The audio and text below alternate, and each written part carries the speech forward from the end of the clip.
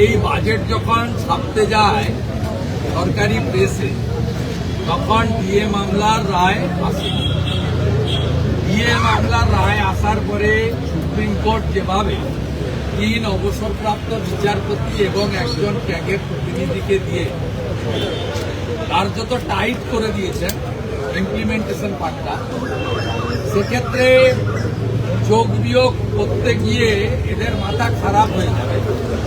Finance secretary তথা ACS প্রভাত মিশ্র অবস্থাটা কি হবে আমি জানি। বাজেটে কি কি হতে পারে ঢোকার আগে আমি বলে গেছি, আমার ওই বক্তব্যটা চালান। আশা, আইসিডিএস, সিভিল, শুধু ভিআরপির ক্ষেত্রে পাইনি। আপনার 1000 টাকা বলেছিলাম, তাই হয়েছে। দিয়ে 4% বলে গেছিলাম, তাই হয়েছে। বলেছিলাম ফিনান্স বলেছিল 300 টাকা লক্ষ্মীর ভান্ডার বাড়া। আইপ্যাক এবং মুখ্যমন্ত্রী বললেন যে 300 টাকা এটা কেমন শুনতে লাগছে, আর ভোটটা তো খুব গোলমাল, এমনিতেই তো 40 লাখের গ্যাপ ছিল ভোটে। 58 লাখ তো ফার্স্ট রাউন্ডে উড়ে গেছে, ব্রেকফাস্টেই 58 লাখ চলে গেছে। লাঞ্চে যদি আরো 30-40 লাখ চলে যায় তাহলে তো যেটা তো মানে দূরের কথা, লড়াই যাবে স্বাভাবিকভাবে। তাই শেষ পর্যন্ত 500 টাকার একটি প্রতিশ্রুতি দেওয়া হয়েছে। আমার ধারণা বিয়ের 25% দিতে গিয়ে যা অবস্থা হবে, আগামী মার্চ মাসের পরে সরকারি কর্মচারীদের বেতন পেনশনই দিতে পারবে কিনা এই সরকার যথেষ্ট সন্দেহ আছে। তার কারণ ইতিমধ্যে কর্মচারীদের হকের যে পিএফ এর টাকা, সে টাকাও দেওয়া বন্ধ করেছে এই সরকার। পেনশনারদের গত 2 বছর গ্র্যাচুইটির টাকা যেটা তার অধিকারের মধ্যে পড়ে, সে টাকাও দেন না। আপনারা খোঁজ নেবেন, বিয়ে বাড়ির জন্য কোনো অভিভাবক বা অভিভাবিকা তার পুত্র কন্যা বিবাহের জন্য যদি পিএফ এর টাকা তুলতে চান, আগে একটা কার্ড জমা দিতে হতো যে বিবাহ অনুষ্ঠান হবে। এখন নবান্নের নিয়ম হয়েছে রেজিস্ট্রি করার পরে আসতে হবে। মানে এই সরকারের এত দেউলিয়া এদের অবস্থা। এবং স্বাধীনতার পরে কোনোদিন হয়নি ইন্ডাস্ট্রির ইনসেন্টিভিয়াস, যা ওরা গত অর্থবর্ষ থেকে 0 করে দিয়েছে। যে ইন্ডাস্ট্রির ক্ষেত্রে উৎসাহবর্ধক যে অর্থ ছিল, যেখানে ইন্ডাস্ট্রি এলে মরিটোরিয়াম পিরিয়ডে কিছু উৎসাহ ভাতা দিতে হয়, তাদের ওই নির্মাণ চলাকালীন জল, ইলেকট্রিক ইত্যাদি ইত্যাদি কিছু ফ্রি দিতে হয়, যাতে সেই ইন্ডাস্ট্রি এখানে আগামী দিনে রেভিনিউ এবং এমপ্লয়মেন্ট দুটো দিতে পারে। তাই আমার বিশ্বাস 11,000 কোটি টাকার কাছাকাছি 6 মার্চের মধ্যে ডিএ দেওয়ার পরে মাননীয় মুখ্যমন্ত্রীর সরকার স্বাভাবিক বেতন, বোনাস এবং ওনার যে নানা ধরনের ভাতাগুলি আছে, যার মধ্যে ইতিমধ্যে উনি যেগুলো বন্ধ করেছেন, শিশু সাথী বন্ধ হয়েছে, ওটাও সন্দেহ আছে, সমব্যথী বন্ধ হয়েছে, রূপশ্রী বিয়ে দেওয়ার 25,000 সেটাও বন্ধ হয়েছে। এরকম 94টা যে স্কিমের কথা ডক্টর লাহিড়ী বললেন রাজ্য সরকারের দেওয়া, অন্তত 30টা স্কিম ইতিমধ্যে বন্ধ হয়েছে। এবং সম্পূর্ণ জাগলারি করে যুবশ্রীকে যুবসাথী বলা হয়েছে। এমন সময় চালু করার কথা বলা হয়েছে যার সঙ্গে এই ভোট অন অ্যাকাউন্টের কোনো রিলেশন নেই। Vote on account close 31 July 2026, আর আপনি কমিটমেন্ট দিচ্ছেন আগস্টে। ডক্টর লাহিড়ী সঠিকভাবে বলেছেন, একটা ইলেকশনের আগে একটা হ্যান্ডবিল বলা যেতে পারে, প্রচারপত্র বলা যেতে পারে, এর কোনো গ্রাউন্ড রিয়েলিটি নেই, এর কোনো অর্থনৈতিক তার সারবত্তা নেই এবং জমা খরচের হিসাব নেই। সার্বিকভাবে এই বাজেটকে এক কথায় যদি বলা যায় শূন্য নয়, -0। এবং সবচেয়ে বড় প্রতারণা হয়েছে আমাদের মেধাযুক্ত শিক্ষিত যুবক যুবতীদের সঙ্গে, যার সংখ্যা এই মুহূর্তে 2,15,00,000। যে পরিযায়ী শ্রমিকদেরকে রাজ্যে ফিরে এসে কর্মসংস্থানের কথা বলেছেন, সেই পরিযায়ী শ্রমিকদের জন্য কোনো অর্থ বরাদ্দ করা হয়নি। ফিশারম্যান সেক্টর, এখানে কয়েক লক্ষ ফিশারম্যান আছে, তাদের জন্য কোনো বরাদ্দ নেই। Old age pension, widow pension, দিব্যাঙ্গদের জন্য ডিসেবল পেনশন, তার 1000 টাকার 800 দেয় ভারত সরকার, 200 টাকা দেয় রাজ্য সরকার। তাদের প্রতি এই সরকার কোনো মমত্ব নেই, তাদের জন্য 200 টাকা বৃদ্ধিরও প্রস্তাব নেই।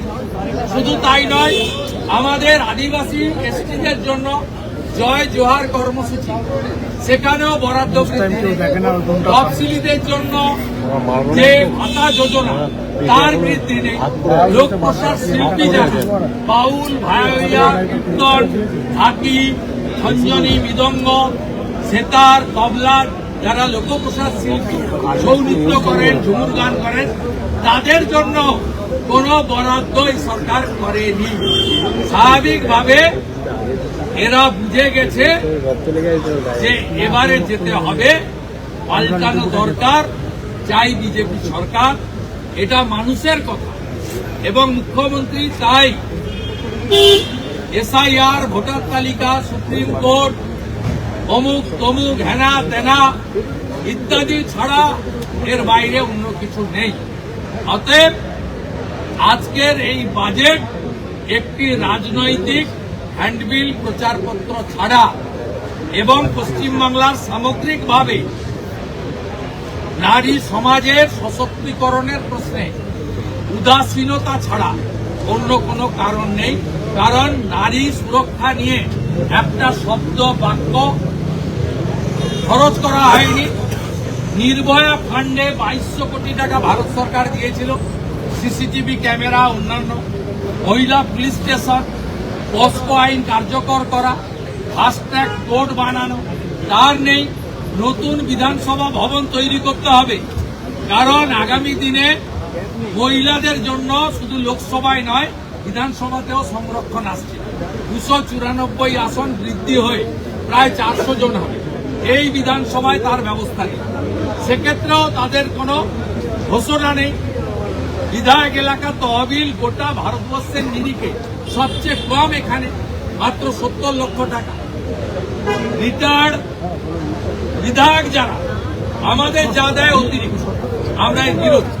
কিন্তু রিটায়ার্ড যারা মানে এক্স এমএলএ, তাদের মধ্যে বামফ্রন্টের লোক বেশি থাকার কারণে তাদের 1 পয়সা বৃদ্ধির কোনো প্রপোজাল নেই। ব্যবসা বাণিজ্য, এক্ষেত্রেও কোনো ইন্টারনাল সিকিউরিটি, স্টেট জিএসটিতে রিলিফ, ইলেকট্রিক ট্যারিফের কথা, এই যে মনোপলি ইলেকট্রিক চলছে কলকাতা সারাউন্ডিং, তার বিকল্প প্রস্তাব, ড্রেজিং এর কথা, নতুন ইরিগেশন স্কিমের কথা। আমাদের সাগরে নারকেল ফাটিয়ে এলেন, কিন্তু সেই ব্রিজের কোনো বরাদ্দের কথা নেই। ঘাটাল মাস্টার প্ল্যানে নাকি 1500 কোটি দিয়েছে, তো আজকে ভোট অন অ্যাকাউন্টে 26-27-এ কোনো বরাদ্দ নেই, কোনো বরাদ্দ। এই কথাগুলো শোনার পরে ফিনান্স মিনিস্টার তার উত্তরে যদি 1-2 লাইন ঢোকে আলাদা কথা। তো আজকে যা পেয়েছি আমরা, এটি নির্বাচনী একটি ইস্তাহার ছাড়া কিছু নয়। তৃণমূলে যাওয়ার সময় হয়ে গেছে। হীরক রানী বাই বাই বাই বাই। ভারতীয় জনতা পার্টির সরকার আসবে। মে মাসের প্রথম সপ্তাহে পূর্ণাঙ্গ বাজেট হবে। সেই বাজেটের দিশা হবে, মহিলাদের অর্থনৈতিক সশক্তিকরণ এবং শিক্ষিত বেকারের কর্মসংস্থান। মোদ্দা কথা, আমাদের অঙ্গীকার, হাতে কাজ, পেটে ভাত, মাথায় ছাদ। নতুন বাড়ি তৈরি করার বরাদ্দ নেই, শৌচালয় তৈরির বরাদ্দ নেই।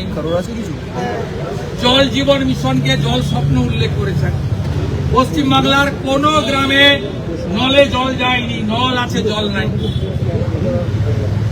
আমরা কমিট করছি আপনাদেরকে, অত্যন্ত ভালো বাজেট ভারতীয় জনতা পার্টির সরকার দেবে, পূর্ণাঙ্গ বাজেট আমরাই দেব। এবং পশ্চিমবঙ্গের অর্থনীতি বাঁচাতে গেলে কেন্দ্র রাজ্যে একই দলের সরকার দরকার, নইলে পশ্চিমবঙ্গের অর্থনীতি বাঁচবে না। সাংবাদিক সহ কেউই বাঁচবে না, অর্থনৈতিকভাবে বাঁচবে না। ভোট অন অ্যাকাউন্ট বাজেট যদি হয়ে যায় সেক্ষেত্রে দাঁড়িয়ে একটা বিষয় স্পষ্ট যে এটা এবছর ইমপ্লিমেন্ট হবে না, মানে এই সময়টাতে ইমপ্লিমেন্ট হবে না। কিন্তু লক্ষ্মীর ভান্ডারের ক্ষেত্রে বলছে যে ফেব্রুয়ারি 2026। এটা তো বলেছি ভোটের জন্য করে। মোট 1500 কোটি টাকা এক্সট্রা লাগে। এই 1500 কোটি টাকা কর্মচারীদের অধিকার, হসপিটালে ওষুধ কেনার টাকা, এখান থেকে কেটে কুটে আইপ্যাকের বুদ্ধিতে দেওয়ার চেষ্টা। 500 টাকা বৃদ্ধিতে কারোর কিছু হয় না। 500 টাকার মূল্যমান পশ্চিমবঙ্গের বাড়িতে জিরো, কার্যত জিরো। একজন যদি মাসে দুবার রিচার্জ করে 349 × 2 700 টাকা মোবাইলে রিচার্জ করতে পারে।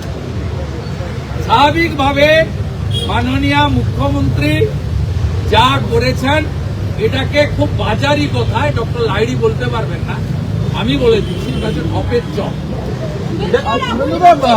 উনি চপ খেতে ভালোবাসেন, এটা হচ্ছে ঢপের চপ। 33% বলছে